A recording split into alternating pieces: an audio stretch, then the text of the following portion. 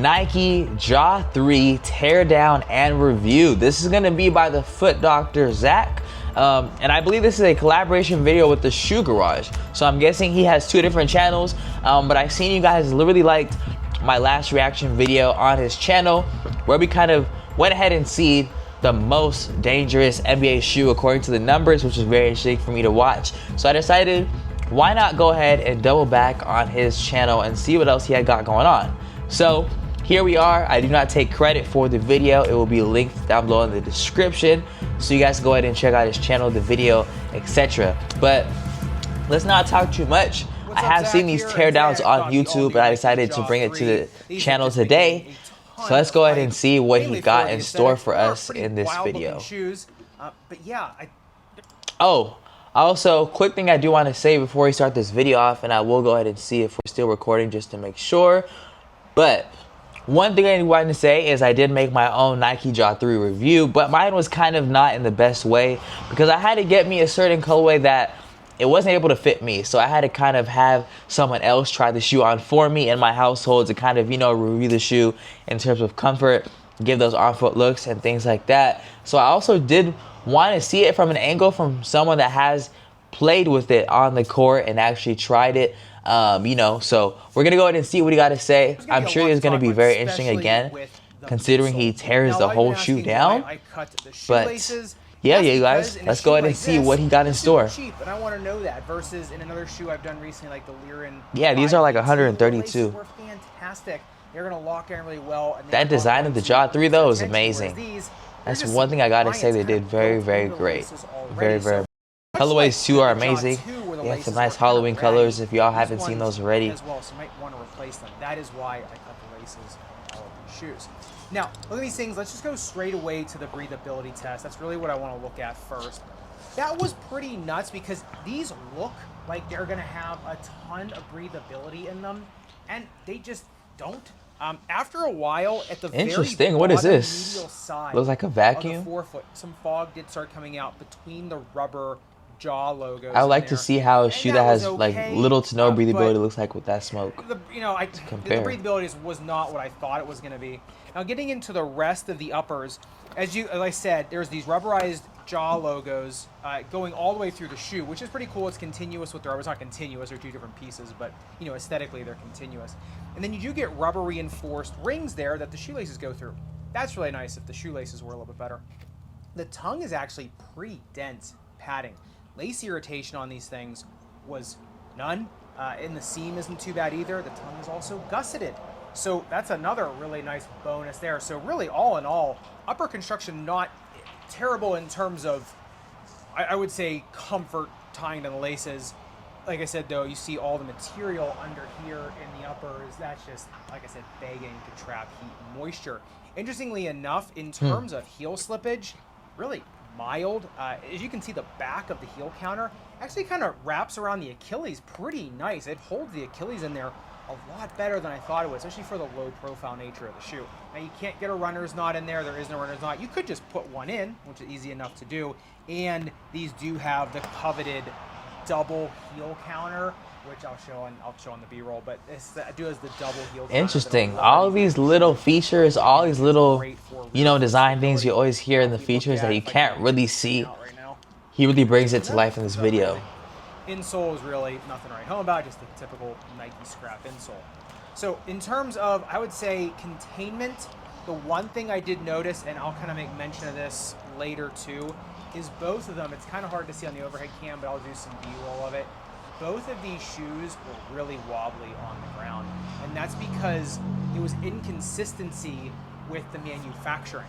So no shoe is completely flat on the ground, but these ones were really noticeable how I could just kind of tilt them back and forth. They just did not sit even on the ground. There wasn't 3 points of even contact, I should say. And that really affected the grip test ramp.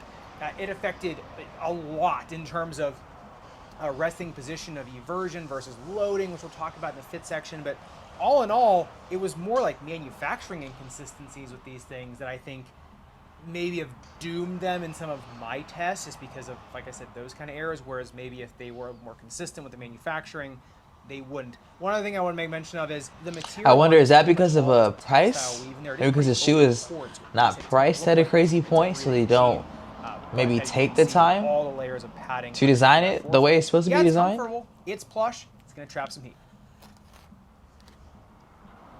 That's interesting. I have heard, but I do know also that shoes, you know, they're not always going to be one of one, even though it is pretty hard to get them to be one of one. So, but for them to be that inconsistent in the bottom part, that's something I didn't realize. Jaw threes. Now, number one, this is called quote unquote hybrid Zoom X. Now, it's not Zoom X scrap. That's recycled Zoom X. If it was recycled Zoom X or Zoom X scrap, they would have said Zoom X scrap. And for a basketball shoe, that would not be good. In a running shoe, which we've seen in the past, we've had Zoom X scrap. Honestly, besides the squeaking, I haven't seen a problem with it. Versus in a basketball or tennis or pickleball shoe, the side-to-side stability would just be atrocious. But, like I said, there's always a but. It does appear to be 2 layers of different formulations of Zoom X. Now that top layer of Zoom X does appear to it does look like scrap, right? Normal run-of-the-mill Zoom X. That bottom section of Zoom X, when you know it, looks like Zoom X scrap, but it looks like it's like tightly glued together.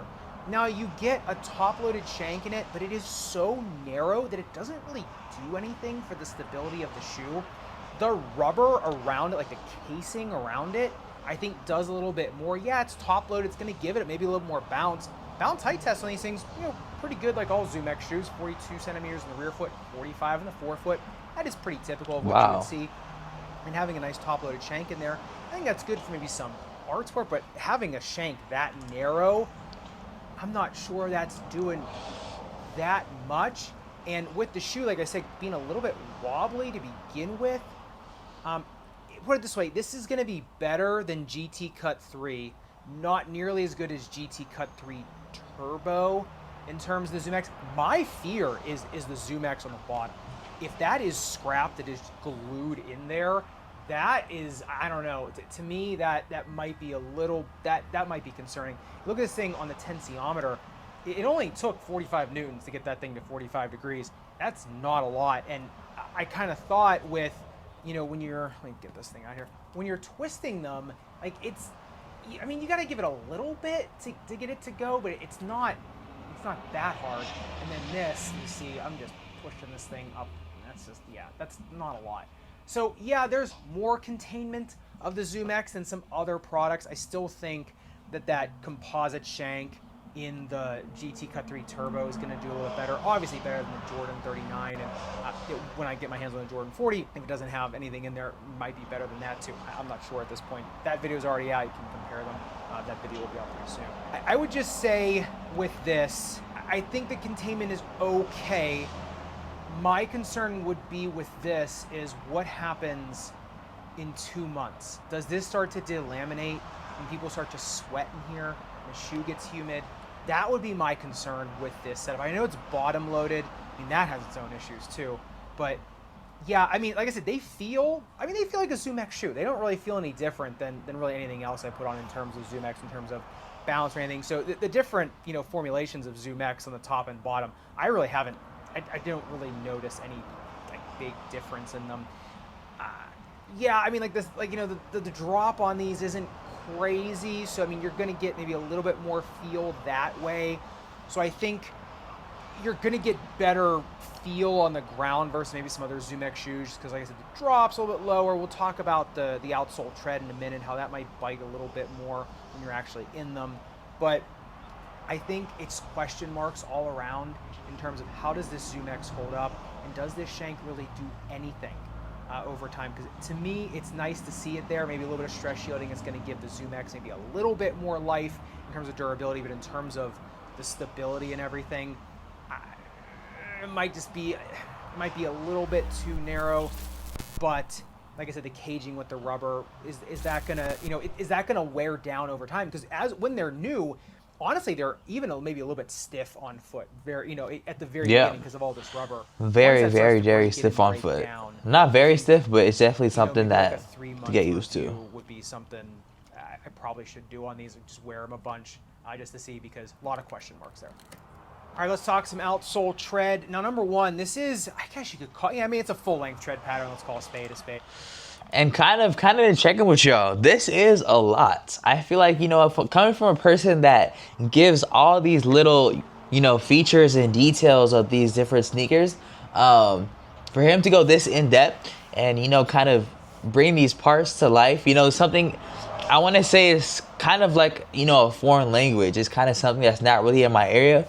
So it's very, very interesting. And even as he's talking about, like, you know, the Zoom X scrap and kind of showing us, like, you know, the different hybrids, because, you know, there's two different Zoom X components to the shoe. This is very, very dope. Let me know how you guys are feeling about this. Let me know if you guys are into like these type of, you know, breakdowns, because this is definitely more in depth. But yeah, definitely a lot of parts going on. This is just a bunch of Ja Morant logos, but they are triangular, so, you know, in a way you're getting a very spaced out herringbone kind of. What I noticed about this is, okay, first of all, grip test ramp. These slipped only 31 degrees. Thing is they were tilting on the ramp as I was doing it, so it was really hard to get a gauge of initial grip on these, or static grip, because the shoe just wasn't sitting down 3 points, right? You know, medial and lateral forefoot and then heel. So it was kind of rocking back and forth, and that introduced a little bit of moment there of energy, and so that energy just kind of let it topple over, versus other shoes that just sit flat and go up on that ramp and then don't slip until the static grip actually breaks on them. So there was, I think, just like I said, once again, a little bit of manufacturing thing. Thing is when you actually put your foot in there and you actually start bending the shoe back and forth and breaking it in, those logos start to separate both medial and lateral, as well as anterior, posterior. So that is what's going to produce all the dynamic grip. I actually think these grip really well, especially because the rubber is a little bit chunkier, got the arrow patterns. There's just lots of opportunities for grip within the logo as well as between the logos. And because these do actually have a little bit more movement up here in the forefoot, you can actually dig into that court. So I don't think great core it's that feel bad, to be honest. It's just because of the manufacturing, the way I test them, it's, like I said, once again, there's going to be some inconsistencies there.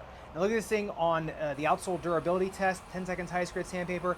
Yeah, I mean, a millimeter of damage. Durometer comes in at 17.2, which isn't terrible. I think on indoor courts, I think the rubber durability does just fine on these things. I think if I would have gotten a pair that, like I said, had 3 clean points of contact, maybe that grip test ramp would have been maybe 36, 37 degrees. But I think, like I said, it's the dynamic grip on these that's really good versus the static. All right, but getting into the fit of the Ja 3, once again, like the Ja 2 and the Sabrina 2, the Ja 3 and the Sabrina 3, pretty. Mother gave us this mission.